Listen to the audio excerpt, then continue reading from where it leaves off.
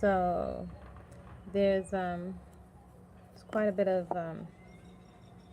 development in the cult world, and I just want to take a few minutes just to share and just to provide some insight. So, I want to emphasize that these cult leaders want your Babylon bucks. And so, what I mean by that is that the cult leader, one of some of the patterns, again, I'm just providing insight into some of the inner workings of the cults because many people may not be privy to a lot of the hazing process or the internal working process. So, quite often you could be sharing, but people don't have a frame of reference from experience that there's actually techniques and a process, and it's a slow and insidious process in terms of breaking folks. But what I do want to focus on is that these cult leaders, no different than a political organization or a religious church or a pastor and minister or these mega churches, they want your money. They want your Babylon bucks to fuel their schemes and to build their personal empires, be they black or white, whatever the color of the skin.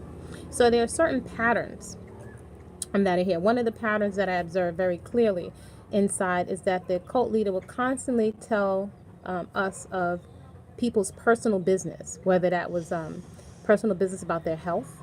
That could have been someone being impotent or their relationship problems of another family or other people that were trying to get into the cult and the reasons why we were in such a better place than other people that were trying to get into the cult. I call it the velvet rope policy, or to have you think that you're better positioned than other people. But un- unfortunately, or realistically, it comes down to money. There were constant insults to the parents and the family members of all the people that were inside of the cult. They would constantly talk and berate the family members because of their diet or their religion, and so on. We observed, you know, one of the young men, he even wanted to change his name to the cult leader. And this cult leader in particular, Joseph Robinson, aka self-proclaimed high priest Kwatamani, self-proclaimed Earth Solar Messiah, would say, no, no, no, no, no, no, no, don't change your name because your father's a warlord. So we don't want to bring, we don't want to bring certain things down on us. So, I sat and observed. He's very strategic, and many people may not have encountered a master manipulator up close and personal. So we watched him say of someone who's in there, whose parent, whose father's in the military, slow down. The young man is very zealous, and you have people in it that want to go 100%, with the cult, and so he wanted to take on the last name of the cult leader, and I sat and I listened to this man say, no, no, no, no, your father's a warlord. You don't want to bring too much down on us at one time. We also observe him attempt to wipe away the history of many people. He had it, with brainwashing. All of them will tell you that they're brainwashing you, you know. But the perspective and the context, the cult leader is controlling the context of all the words and of the meaning. So he would wipe away people's names and give you a name that you thought was so special, again with the velvet rope that you want to fit in. So you're willing to take on the name that you're a new person and you're reborn, again.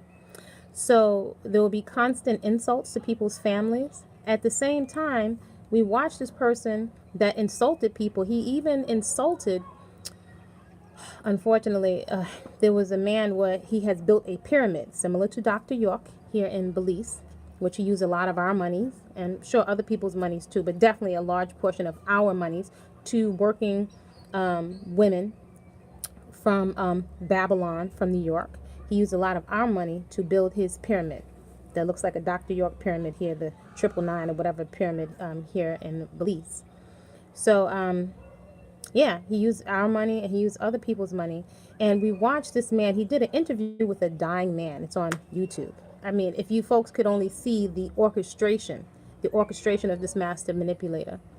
So this person who is now deceased, and he really scrambled to make sure that this man signed this land over to him before he transitioned.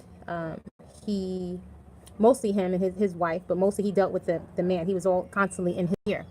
Actually, the man that is now deceased, his sister complained to the U.S. Embassy that the healing man, or the old healing man, did something to my brother because he's not the same anymore. I think her name, I don't want to say what her name is, but she reported him to the U.S. Embassy. And he actually also prevented and was blocking family members from seeing him as he was dying. So again, these are things that the average person that's looking is not going to see. So he really scrambled to make sure that he got this man to sign over his land, which his pyramid is now on. He got money from us to help build this structure and other structures. And again, this is to emphasize that all you need is some good patrons or cash cows. It doesn't necessarily have to be thousands of people. But these master manipulators are actually good creative financiers. They figure out ways to extract money from people who have a sense of loyalty to doing something good for the community. So he got that land, he got money from us to build the structure. But we watched, again, there are many different things that were really threw me off in terms of this person's character. This man is sick and dying at some point, several times, when his spouse had to travel. This man, so-called self-proclaimed high priest, Joseph Robinson, he had the man come onto his land. So he was basically like watching him, almost like not babysitting, but watching him while his mate traveled. And we were inside the car. Now this man is sick, very, very frail and dying. And he needed some socks, because he was feeling very cold. Even though it's a tropical environment, it was very cold. And his attitude, he was like, I don't know who's going to get this man some socks. We're not getting him any socks. It's like little things like that. We're thinking like, wow, this man is dying. His wife put him into your care. And again, when people are not, when they think no one is watching, when they're unscripted, these are the things that allowed us insight into his character.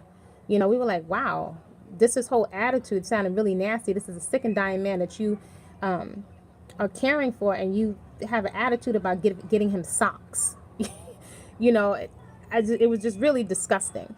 Also, constantly, all the people that were donating him money, he would talk so much trash about these people and then turn around, and I'm saying this as someone that's older, that's more mature than the other young people that have just been made it into the cult. So one came in their teens and in their early 20s. So the 20s is not the same thing as the 30s and the 40s. Been around and seen more of life, paid your own bills, and so on. So all of us, I think, were zealous, and you're in a different space in your life at that age. But the trash that he talked about these people's parents, and knowing that they would get money because parents have an allegiance to their children. And this is something I also want to point out with all the different things that are going on, the climate right now, is that a parent is going to have an allegiance to their child. Even if they don't understand everything that's going on inside of a cult, their main concern, the thing that's going to make a parent's heart beat fast, is that her children or his or her children are okay. You just want to know that your children, greetings, you just want to know that your children are okay. So there are different ways that a cult leader is going to manipulate you, and it is not logical. So a lot of people will try to argue down a debate, with logic, but people are tapping into your emotions and into your fears. So for example, parents will give anything to know that their children and their young people are okay. At that point, it's like whatever they did in the past or whatever, a parent just wants to know that their child is okay. It's like if you have a family member that's sick or dying, people at that point are willing to give up their land. They're willing to give up their bank accounts. There's all these different things that will make you react in a way that's not necessarily logical. But in a sense, if you're dying, you're thinking, I can't take it with me. So a cult leader is going to rely on fear mongering. You know, if you have whatever your condition, they'll tell you can turn into cancer. We watched this man, Joseph Robinson, observe and heard him. What he said to my sister is that, that can turn into cancer, right? This is somebody who's supposed to be a healer, but he's constantly fear mongering you. You know what I'm saying? And so when you put those constantly casting those spells, you expect that from other people outside, but you're coming for so-called support or healing, and it was a constant fear mongering to the point where people that are inside the cult think they cannot survive without the cult, that they can't make any decisions without the cult, that they don't have any support out in the world, and it makes them very paranoid. So right now his family would not dare step out. And I've also heard him say, he had quite a smile of pleasure on his face, a tone of pleasure when he knew that his daughters were broken, and there's no way they would really want to leave the land that they're on, or he has them to the point where they're not prepared for what he calls the death consumption culture. And that, basically you'll perish out there without your family. So understand there are elements of truth, if you will, out there. We need family. It's just basic principles of life, and supporting family or what is being exploited with fear and through your emotions. So I also noticed yesterday, because also understand a narcissist or a cult leader, they get off on loyalty. They don't have a conscience. They don't have remorse. They feel like they're doing you a favor. They're relentless. It doesn't matter how much how could this person do this? They are relentless. You have to understand you're not dealing with the average person, which is why I encourage people to go through the playlist on this channel and look at black and white cults, so you can become familiar with the patterns, and so you can educate your daughters, your sons, and the young people that are around you. If you work with any young people's organizations, if you have nieces and nephews, to get educated, and also understand that women are very very vulnerable, or folks that haven't had a good relationship with their father. But women especially, if they're young women of legal age, and legal age, consensual age here in Central America is 16. It's not 18 as it is in the States. So they understand the rules and the laws, that they can fly underneath the radar here. But I do want to emphasize to get educated and to take the time, even if you break it up into pieces, to sit down and have critical thinking discussions with your organizations or your schools, because this stuff happens in the States too. It's definitely several cults, and they're actually all connected. If folks are really paying attention and follow, connect the dots, there are several cults, black and white, in Central America, throughout Costa Rica, Honduras, here in Belize, in Central America, and they have all crossed each other's path, swapped cult members. People hop around from cult to cult. The cult leaders and other people that want to get schooled on it trade information, and they constantly get more savvy and tweak their technique, if you will. They take notes from the folks that are in jail for cults, so they refine their technique, while the average person doesn't have a frame of reference. So with this one guy, a distinction I definitely want to make is one of the ways that he gets in your head is with his music and with his books, right? So the average person is thinking, there's no way I could get conned, right? There's no way, I'm too smart for that. But again, understand it's playing into your insecurities, your fears, and your emotions. So I noticed yesterday on Instagram that they have a paid advertisement. He actually has a paid advertisement. And what is he selling? Which he's very smart. He realized, and this is all just numbers and sales, is that if he can sell, he sells his music on CD Baby. Now, do understand the music, a lot of it is out of tune.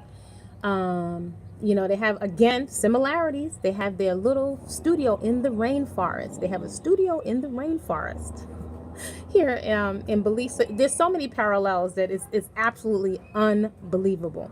But they have their rainforest, and they put out an album. So they just had 3 babies. 3 babies have just been born in this particular cult.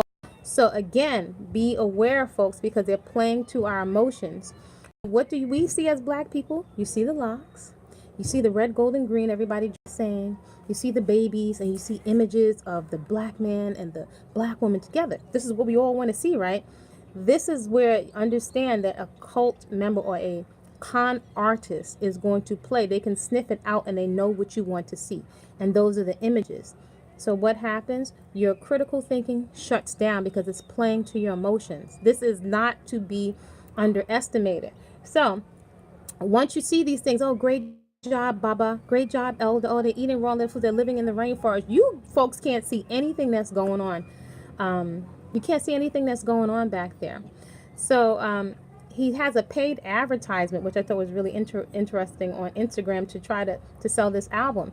Because if he can get, and he actually used one of my mailing lists when I used to share his music and his book, which wasn't really a stellar book.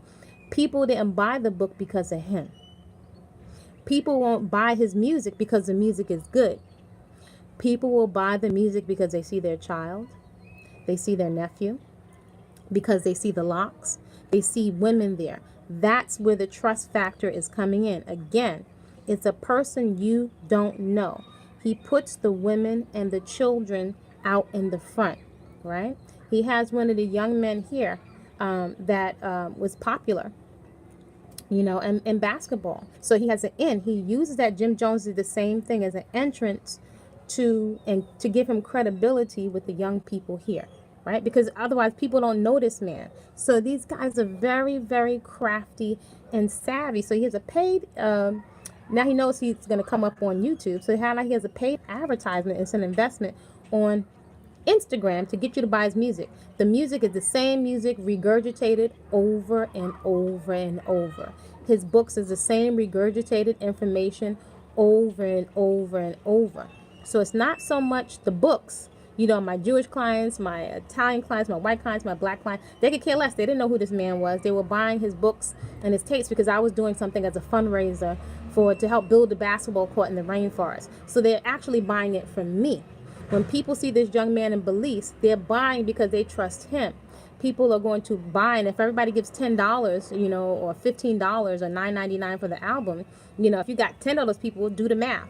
If 20,000 of those people, because we feel so panicked and we need a leader, it adds up very quickly, and you get the money on CD Baby. So these people are so crafty, and we're being manipulated with our emotions and by being fed things that we want to see. Because in reality, if you have your whole community, and if you don't really, he has 99 acres of land for how many years, you don't know how he got the land. And then if he's got 99 acres and you're in Babylon in the freezing cold and you're in the death consumption culture, you're giving all of your bucks through hopping on the train, working all kinds of hours to feed him and their children that are living in paradise. Does that make sense? So I'm just saying this as a point of discernment, because it's easy for us to talk and say the words, but without a frame of reference or life experience, that doesn't necessarily, and that's another savvy trick. Folks having you repeat affirmations, or you think because you say the words it's so. This one popular cult leader who's having people leave. And many people are also leaving because of groupthink. They're watching some people leave, so they leave. Some people get the guts to leave. Or the opposite can happen, that somebody that has something to prove to show that they're right, they're going to be stubborn and not leave. If it's a young person that's rebelling against their family, or they've been so hurt. When you're young, you think you're trying to pay somebody back, but actually you wind up screwing yourself up in the process just to prove a point. So I do want to emphasize, can't tell grown folks what to do. I wouldn't give these folks any of my money. I encourage you to take your money, get some fruits and vegetables for your own being, and to also to start your own garden instead of looking longingly at the rainforest like you're missing out on something. If you want to travel, get a round trip ticket, a inexpensive ticket, and do it the right way where it's safe, because you cannot vouch for these people that you're seeing through the screen. And what's his one of his slogans is, if it's not about this, we're not about that. And he tries to distract you with this whole thing around heterophobia, that people that have left that are we're heterophobic. It's all just playing to stuff because he knows the history and the background of people for years, but it has nothing to do with that. These people, actually, a lot of times, your Babylon bucks are feeding them and their children, and they are on 99 acres of land and living in paradise, or this other guy's living with it, and you're paying for it while the whole time you're being talked about like trash, denigrated. Let him pay for his own children and his babies. The so-called high priest, grand master, everybody has numerous degrees. We are being fed images, and we are being straight played up and played out on our emotions. And right now, I have to say, I have tremendous compassion for the children in these cults and the babies that are being born. But I can tell you from hard butt-kicking lessons that as much as a mother, as my heartstrings is automatically to protect the baby, I'm learning, and I learned this even working in the airline industry. You have to be careful and be reserved, and with everybody create a healthy boundary. Because if, for example, some of the folks now that are online asking for donations, you can't vouch. There's no explanation. You do need an explanation before you give up your money. And it's unfortunate. It is unfortunate because I have been witness and been on the receiving end of women and mothers. This is where they play it out of heartstrings. This was a heartbreaking lesson, is that they will put women and children in the front to make you let your defenses down. And it's a lot of times how they get right into your head.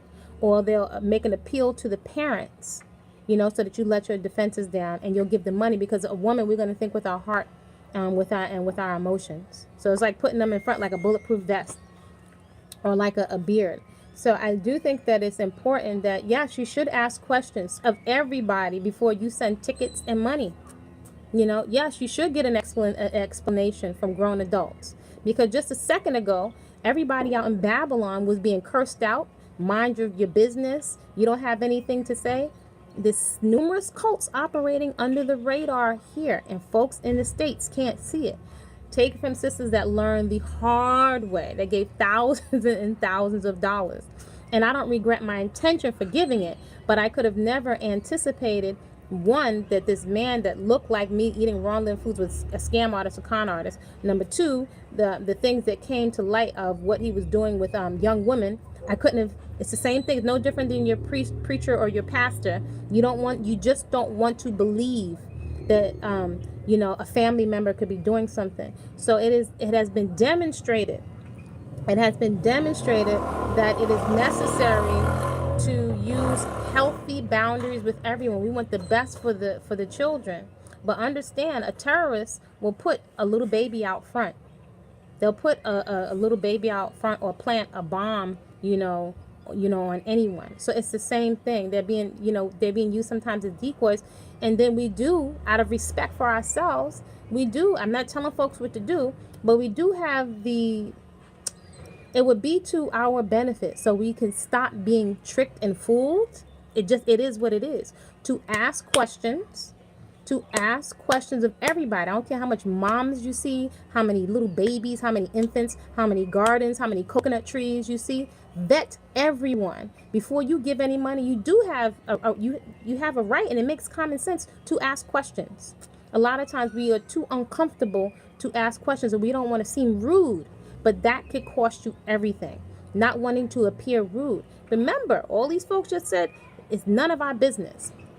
And Joseph Robinson's cult, even though we gave thousands of dollars, we were told we can't think for ourselves. We don't have the right to ask about food. We watched different times the different treatment sometimes of how people were being treated. And, these were people, again, Joseph Robinson, this cult leader, he and his mates, when they came to the States, stayed at my home while I slept by choice, to support them in their community, slept on the floor, and allow them to stay in my home several times. That's a degree of trust that I just put on a vibe, So does it make me stupid? I won't say it made me stupid. I was, having a faith in the principle, but I learned the hard way. Everybody's not thinking like you're thinking. And we can't afford to trust people like that. We have to it is to our benefit. I'm not here to tell grown folks what to do. To use health boundaries. Anybody coming near our children, anybody asking for any money, unless it's their family member and they want to extend that.